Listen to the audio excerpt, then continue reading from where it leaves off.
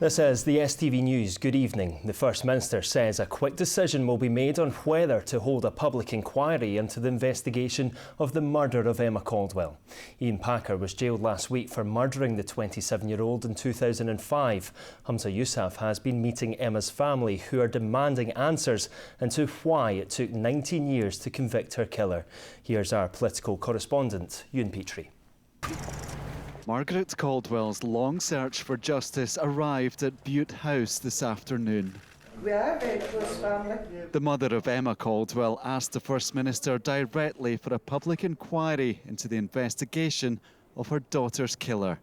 Police Scotland has apologised after detectives initially dismissed Ian Packer as a suspect and instead pursued a case against 4 Turkish men. The family are angry to read reports in the newspapers today that the Crown Office has concluded, following an independent investigation, that there was insufficient evidence of criminality on the part of any police officer involved in the investigation of Emma's murder. Such a conclusion is insulting to the family and contrasts sharply with the evidence presented by former police officers of their investigation into Ian Packer being sabotaged. The Scottish Government hopes to announce a decision on an inquiry within days. Ian Packer was jailed for life last week for murdering Emma Caldwell in 2005. He was also convicted of the rape and abuse of more than 20 women.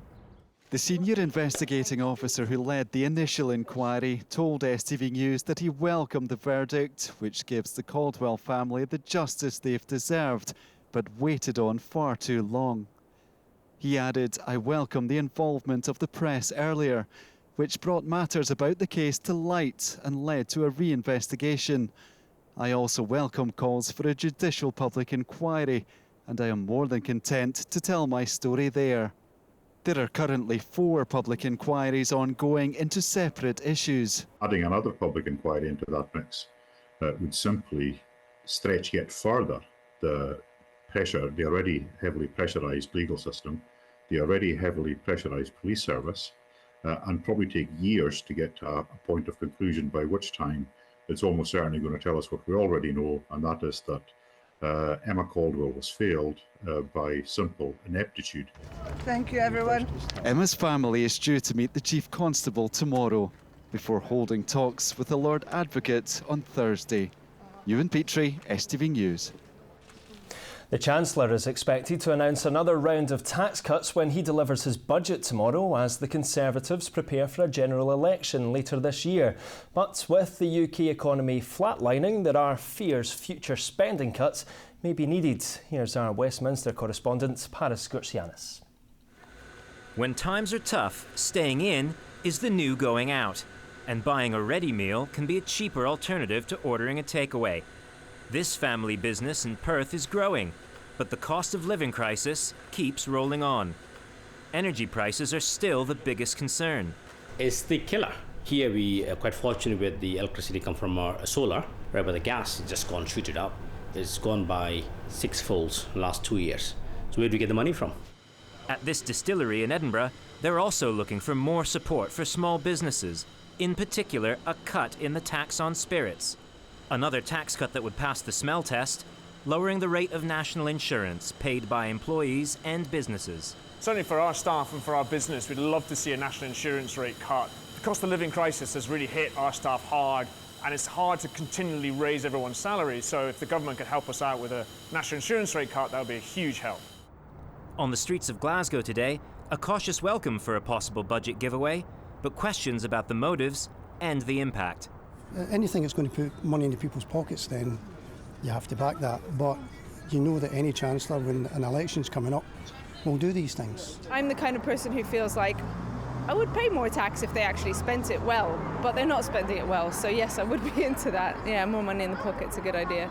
Well, I wouldn't want to see cuts in public spending, you know. I think that's the priority, you know, because that's a sort of safeguard for folk who are, you know, really struggling. With tomorrow's budget sent off to the printers, Jeremy Hunt paid a visit to one person who hasn't struggled to make ends meet lately. But with an election looming, His Majesty's Treasury will need to offer ordinary subjects a sign that better times are on the way. Paris Scorcianis reporting there. Well, to other news, and hundreds of leading figures in Scotland's housing sector have declared the country has moved from a housing crisis to emergency status. 3 local authorities have already said they're in critical housing need. The Scottish Government say they remain focused on delivering over 1,100 affordable homes by 2032. We're seeing more and more homeless presentations. We're seeing more and more children in temporary accommodation. That is not a world that anyone wants to live in. We're seeing development stop. We're seeing a slowdown in house building across Scotland. But unless we're willing to invest in housing, we're willing to accept a housing emergency. We just need the political leadership and the money from the government to make that happen. Well, finally to football, and in the last few hours, Celtic have lost in their appeal against the red card shown to Yang in their defeat to Hearts at the weekend. The winger was sent off early in the match for this foul on Alex Cochrane. Referee Don Robertson initially booked Yang, but after a VAR check he was sent off. The South Korean international will miss the club's Scottish Cup tie against Livingston and their league match at home to St Johnstone. Well, that's all your late news and sport for now. Here's Sean with a look at the weather forecast. An icy start to the day will give way to a series of oohs and ahs. TUI sponsors STV Weather.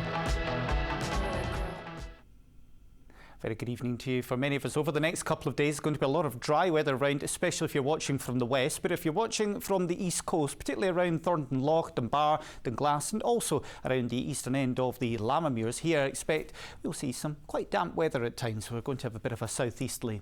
Through tonight, we'll hang on to a lot of cloud in eastern parts. Temperatures 4 or 5 degrees. Best for clearer spells. Lanarkshire, Ayrshire, Argyll, the Highlands, little touch of frost here.